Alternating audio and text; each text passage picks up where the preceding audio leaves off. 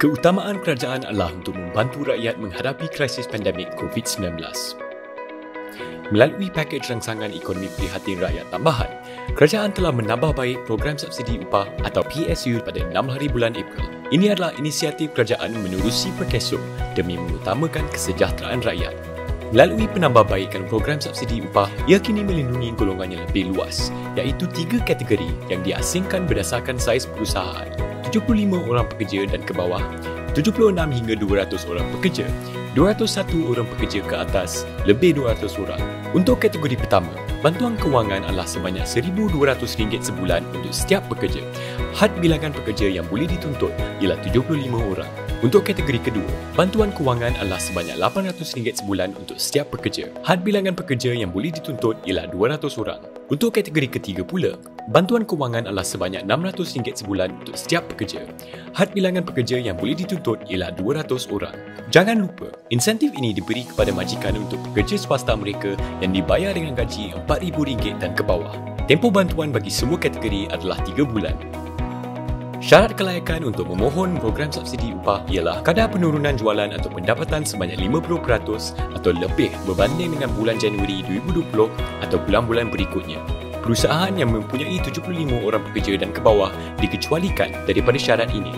Majikan perlu mendaftar pekerja mereka dan mencarum dengan perkeso di bawah Akta 4 atau SIP Akta 800 sebelum 1 April 2020. Majikan telah berdaftar dengan Suruhanjaya Syarikat Malaysia (SSM) atau Pihak Berkuasa Tempatan (PBT) sebelum 1 Januari 2020. Syarikat hendaklah mula beroperasi sebelum 1 Januari 2020. Mempunyai pekerja yang bergaji bulanan RM4,000 dan ke bawah.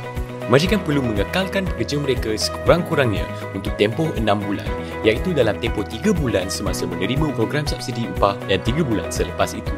Pekerja hendaklah warga negara Malaysia. Majikan perlu membayar gaji penuh pekerja mereka selepas menerima bayaran program subsidi upah dari perkeso. Berikut adalah kategori pekerja yang tidak layak untuk memohon.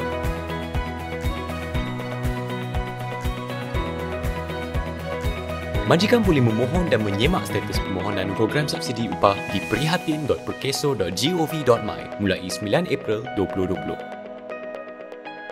Tarikh akhir permohonan adalah pada 15 September 2020 atau tertakluk kepada baki dana yang diperuntukkan atau sebarang keputusan oleh kerajaan.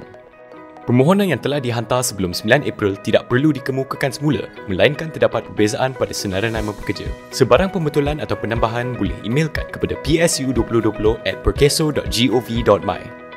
Dari tarikh kelulusan permohonan, bayaran subsidi upah akan dikreditkan kepada akaun majikan dalam tempoh 7 ke 14 hari melalui Electronic Funds Transfer (EFT).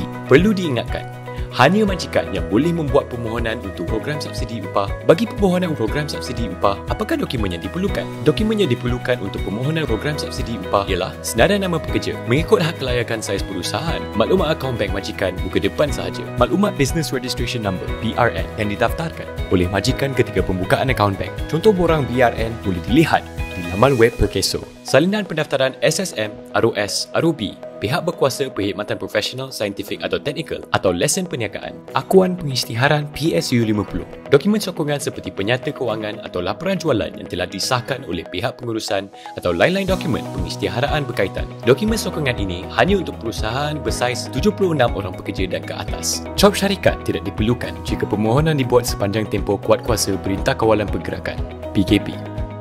Kerajaan tahu bahawa pandemik ini telah menjejaskan kesejahteraan rakyat. Oleh itu, kami berharap program ini dapat membantu majikan untuk menjaga dan menjamin gaji pekerja mereka. Kami di Perkeso yakin program ini dapat membantu rakyat mengharungi krisis ini bersama-sama. #KitaJagaKita